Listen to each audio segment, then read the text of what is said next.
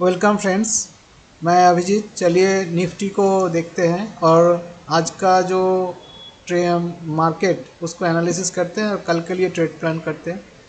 देखिए, अगर आपने मेरा प्रीवियस डे मतलब कल का वीडियो देखा होगा तो मैं बोला था कि गैप अप होने के बाद ट्रेड लेना नहीं है, पहले उसको सस्टेन होना देना है।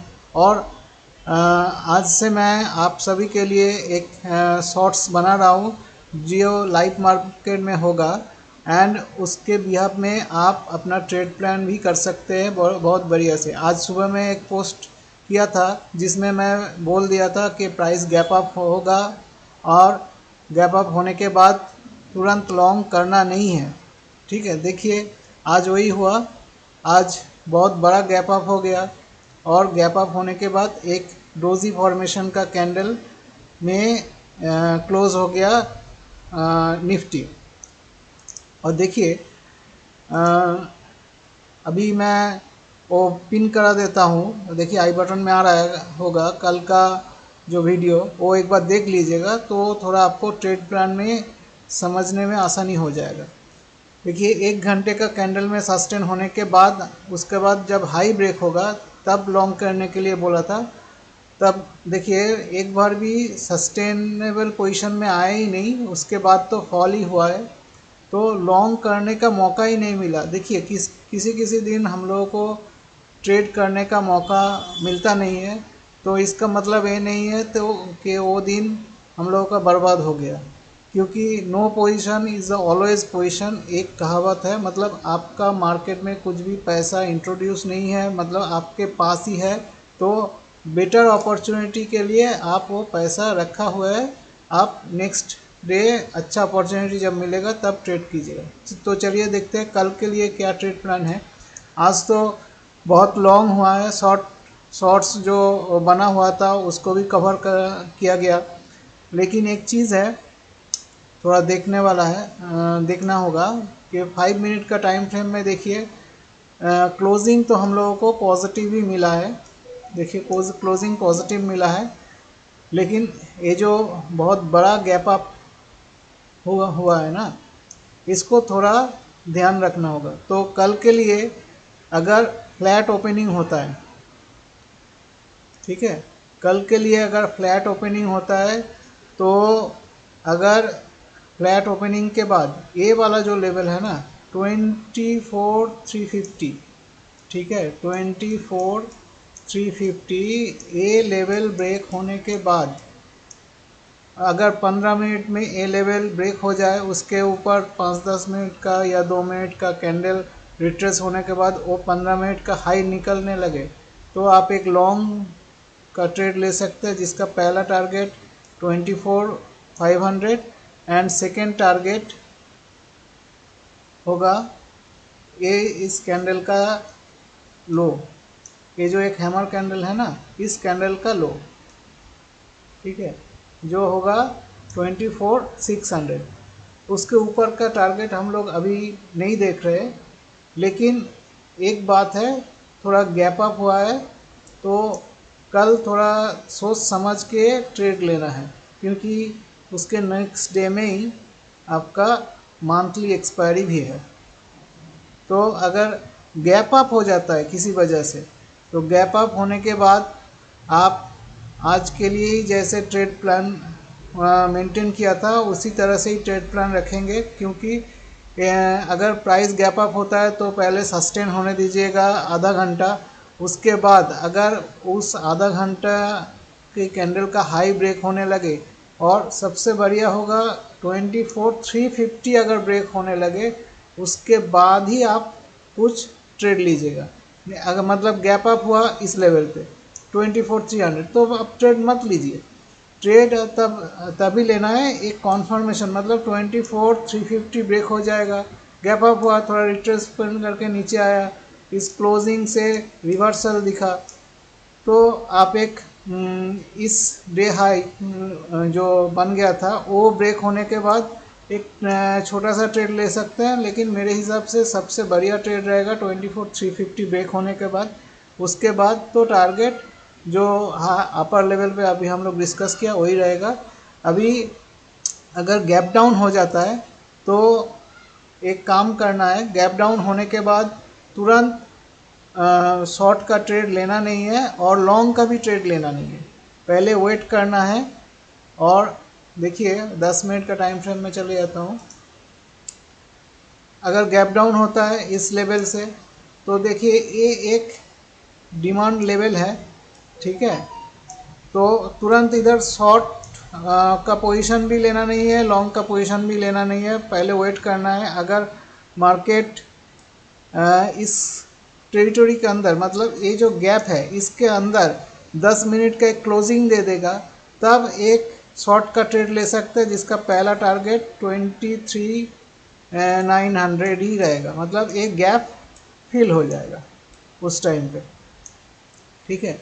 अगर नहीं हुआ, मतलब एक हैमर गैप डाउन हुआ और एक हैमर कैंडल का फॉर्मेशन हो गया इस तरह से, फिर उसके बाद ये हाई ब्रेक होने के बाद आप एक लॉन्ग का ट्रेड ले सकते हैं जिसका पहला टारगेट होगा 24,250, ठीक है।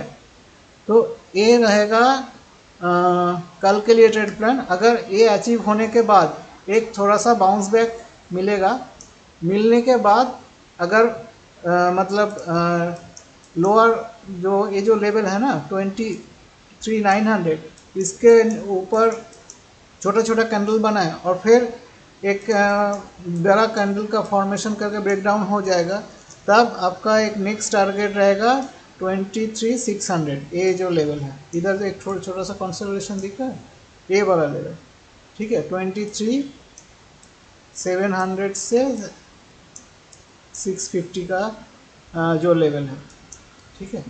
ये होगा हम लोगों का डाउन साइड का ट्रेड प्लान।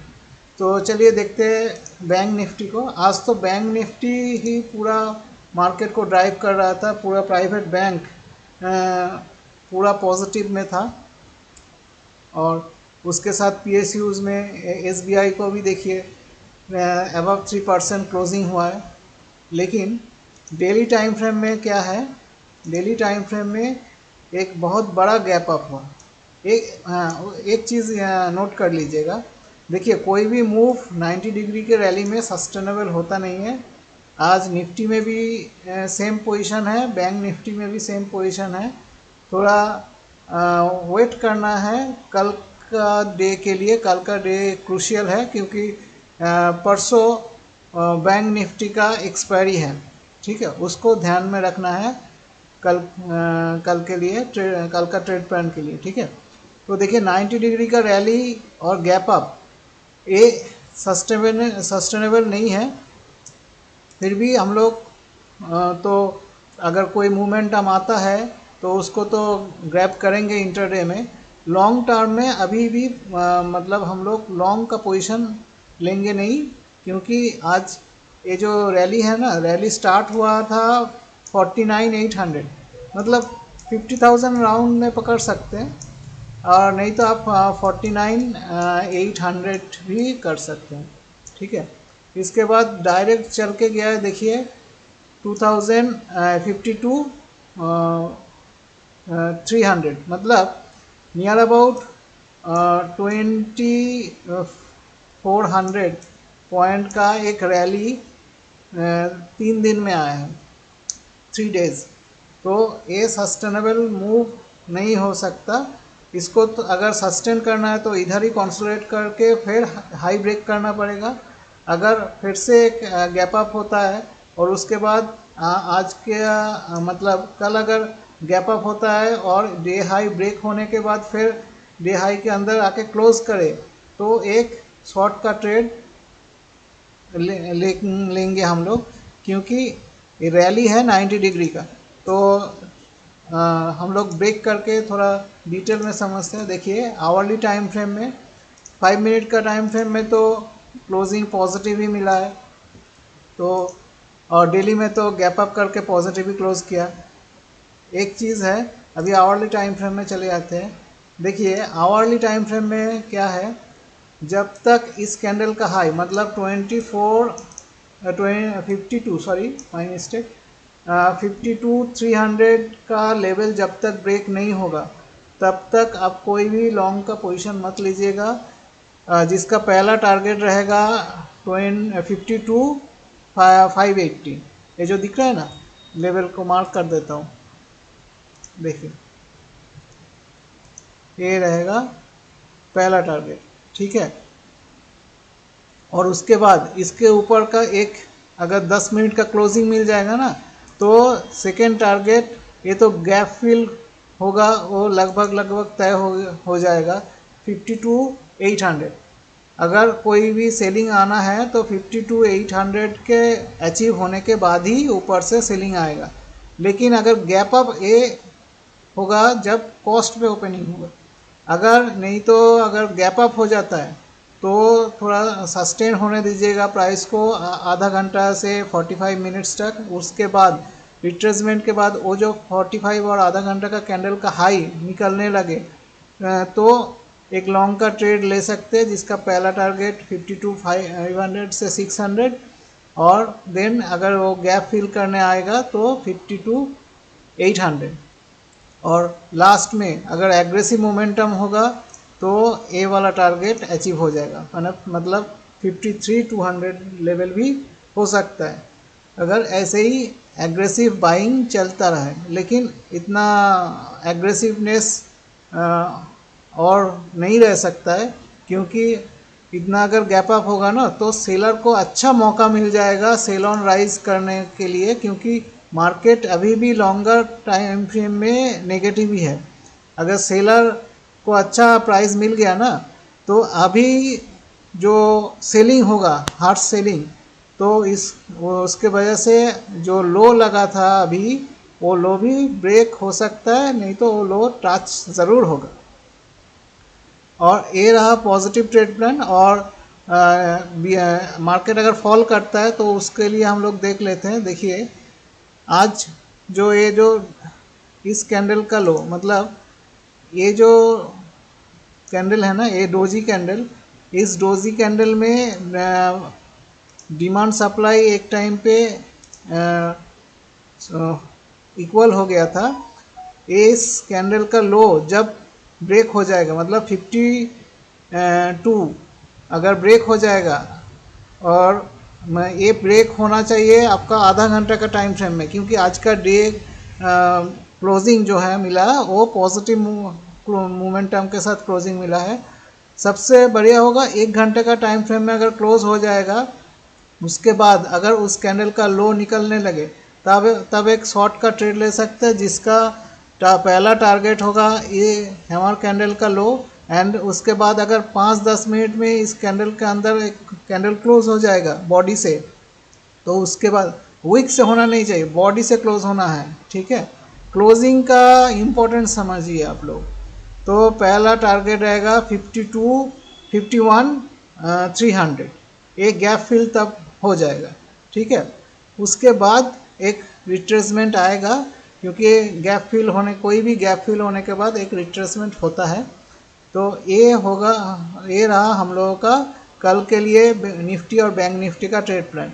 तो गाइज अगर कुछ भी डाउट रहे तो आप कॉल कर सकते हैं, व्हाट्सअप कर सकते हैं, नहीं तो कमेंट्स कर सकते हैं। और एक बात है, अगर आपको वीडियो अच्छा लगे और ये सेशंस अच्छे लगे, थोड़ा लाइक शेयर एंड कमेंट्स कर दीजिएगा। और आपका अगर कुछ एडवाइस रहेगा तो वो भी कमेंट्स करके लिख सकते हैं।